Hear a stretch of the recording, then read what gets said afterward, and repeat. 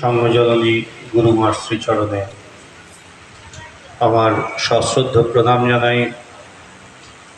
শ্রীগুরু সংঘের প্রতিষ্ঠাতা শ্রীমৎ স্বামী দুর্গাপ্রসন্ন পরমহংসদেবের শ্রীচরণে এবং আমার সামনে উপবিষ্ট সমস্ত ভক্তদের আমার শ্রদ্ধা ও কৃতজ্ঞতা। আজকে আমাকে এখানে আপনারা একটা সুযোগ দিয়েছেন কথা বলবার, বিশেষ করে অরূপবাবুর সাথে আমার কয়েকদিনেরই পরিচয়, কিন্তু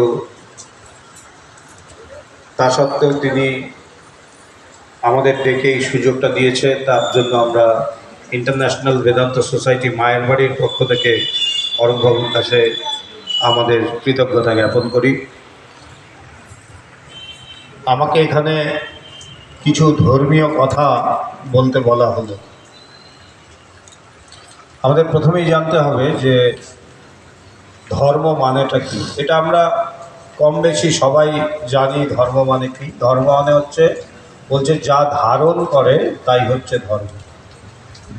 যা ধারণ করে সেটাকে ধর্ম বলা হচ্ছে। কি ধারণ করবে?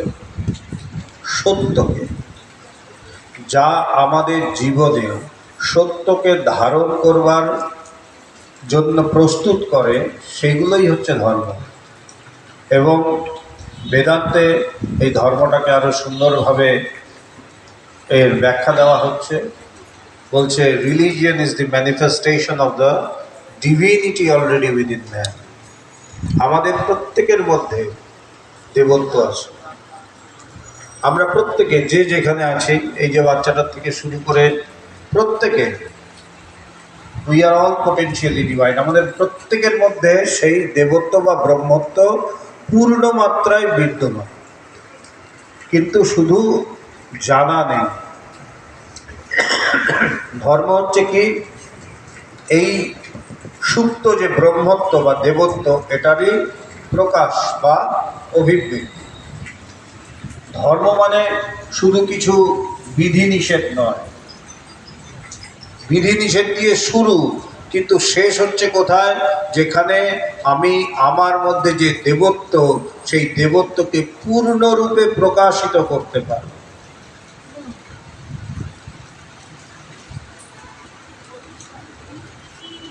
দুর্গাপ্রসন্ন পরমহংসদেব বলছেন খুব সুন্দর যে আমাদের মধ্যে যে বলছেন, তোমাদের মধ্যে এই যে ঈর্ষা, হিংসা, দেশ, এগুলোকে শেষ করো। এবং তিনি বলছেন কি খুব সুন্দর কথা, বলছে যে চঞ্চল মনে বা ব্যস্ত মনে শ্রীগুরুর চরণ কোনোদিনও দর্শন হয় না এবং হবেও। তার জন্য কি করতে হবে আমাদের? শ্রীগুরুর, যদি আমাদের মন চঞ্চল হয় তাহলে বলছে শ্রীগুরুর চরণ কোনোদিনও দর্শন করা সম্ভব হবে না। তার মানে আমাদের মনকে শান্ত করতে হবে। এবং ধর্মের মানেটাই কিন্তু সেই, এই যে বললাম যে দেবত্বের প্রকাশ।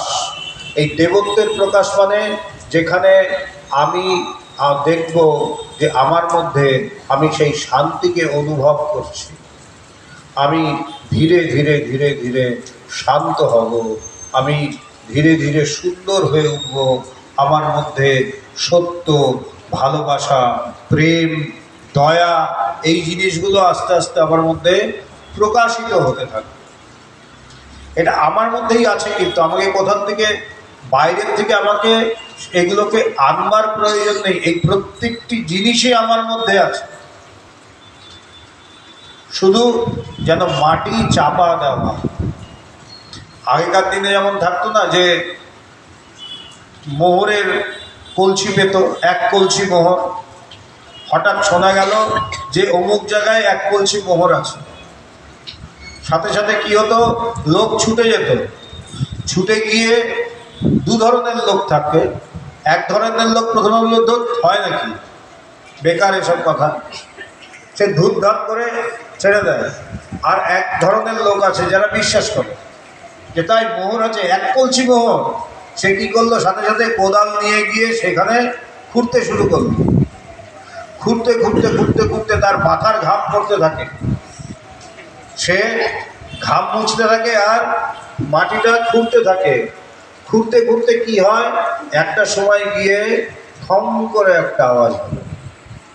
যেই থম করে একটা আওয়াজ হলো, সাথে সাথে সে কি করলো, কোদালটা ফেলে দু হাত দিয়ে মাটিটাকে সরাতে থাকে। সরাতে সরাতে কি দেখলো, কলসিটা দেখা যাচ্ছে। তখন তার আনন্দকে দেখে। তারপরে ধীরে ধীরে সে পুরো জায়গাটার মাটিটা বের করে কলসিটাকে বের করে। বের করে তারপর ওই মোহরগুলোকে সে হাতে নেয়, দেখে যে সত্যি সত্যি মোহর। তখন সে উন্মাদ হয়ে যায়, পাগল হয়ে যায়, পাগলের মতন। তখন সে কি করে, একবার কলসির থেকে মোহরগুলোকে মাটিতে ফেলে, আবার হাতে করে নিয়ে কলসির মধ্যে ফেলতে থাকে। এই করতে থাকে কেন, আনন্দে উন্মাদ হয়ে যায়। সেই উন্মাদ হয়ে পাগলের মতো সে একবার মোহরগুলোকে গোনে, একবার হাসতে থাকে, হাসতে হাসতে সে কেঁদে ফেলে, আবার মোহরগুলোকে কলসিতে ঢোকাচ্ছে, আবার কলসির থেকে বের করে মাটিতে ফেলছে। সে তখন পাগল হয়ে যায়। বলছে ঠিক সেইভাবেই আমাদের মধ্যে আমি যখন সেই দেবত্বকে, আমাদের মহাপুরুষরা বলে দিচ্ছে যে এই দেবত্ব আছে তোমার মধ্যে, এই যে এক কলসি মোহর তোমার মধ্যেও আছে, প্রত্যেকের মধ্যে দেওয়া আছে। এই এক কলসি মোহর প্রত্যেকের মধ্যেই দেওয়া আছে। আমার এক কলসি মোহর আপনি নিতে পারবেন না, আপনারটাও আমি নিতে পারবো না। এটা যার যার তার। এখানে ঠকিয়ে আপনারটা আমি নিয়ে নিলাম আর আমারটা আপনি নিয়ে নিলেন, হয় না। এখানে নিজেরটা নিজেকে বের করতে হবে। এবং আমাদের মহাপুরুষরা কি বলছে, যে প্রত্যেকের মধ্যেই এক কলসি মোহর দেওয়া আছে, শুধু মাটি চাপা দেওয়া। আমাদের একটু পরিশ্রম করে মাটিটাকে উঠিয়ে সেই কলসিটাকে বের করতে হবে। তাই গীতা মুখে শ্রীকৃষ্ণ বলছেন, ঈশ্বর সর্বভূতানাং হৃদ্দেশে অর্জুন তিষ্ঠতি।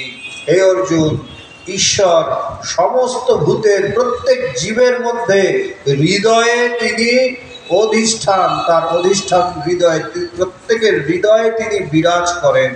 এই যে এক কলসি মোহর, তার নামই হচ্ছে ঈশ্বর। তাকেই আমরা ঈশ্বর বলি, তাকেই গুরু বলি, তাকেই ভগবান বলি, তাকেই আত্মা বা ব্রহ্ম বলি। কিন্তু তাকে পাওয়ার জন্য কি করতে হবে, একটু পরিশ্রম করতে হবে। একটু পরিশ্রম তো আমাদের প্রয়োজন। কেন, সত্যি সত্যি যদি কেউ বলে যে হ্যাঁ দাদা জানেন তো আপনার বাড়ির ওই জায়গাটা বাগানের মধ্যে এক কলসি মোহর আছে, তখন কিন্তু আমি পরিশ্রমটাকে আর পরিশ্রম মনে করি না। কেন, যেই মুহূর্তে এক কলসি মোহর পেলাম আমার সমস্ত পরিশ্রম উঠিয়ে গেল, তাই না? অনেক বেশি, তখন আর পরিশ্রমটাকে পরিশ্রম মনেই হয় না, গায়েই লাগে না। ঠিক সেইভাবেই যখন আমি আমার মধ্যে দেবত্বকে প্রকাশিত করতে পারবো, তখন আমি দেখব যে এত সুন্দর। আমাদের শাস্ত্রে বলছে সত্যম শিবম সুন্দর, সত্যই শিব এবং শিবই সুন্দর।